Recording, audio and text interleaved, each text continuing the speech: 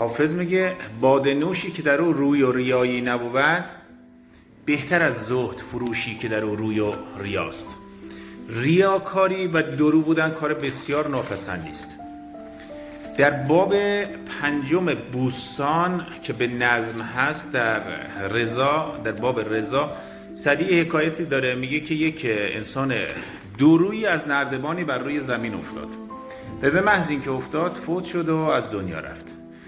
پسرش چند روزی گریه کرد و بعد از چند روز به دنبال زندگی و عشق و حال با دوستانش رفت، تا اینکه پدرش رو در خواب دید و از پدرش پرسید که از این حشر و نشر و سؤال قیامت چگونه رسی؟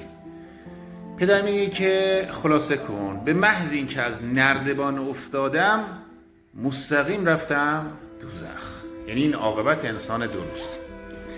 میگه سیهکاری دورویی سیهکاری از نردبانی فتاد، شنیدم که هم در زمان جان بداد. پسر چند روزی گرستن گرفت، دیگر با حریفان نشستن گرفت.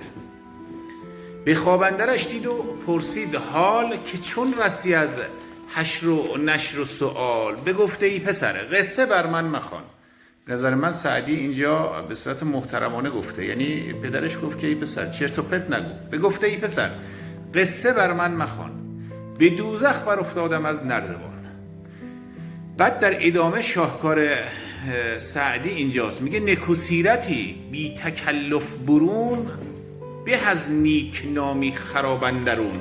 به نزدیک من شبرو راهزن، یعنی دزد، به نزدیک من شبرو راهزن، به از فاسق پارسا پیرهن.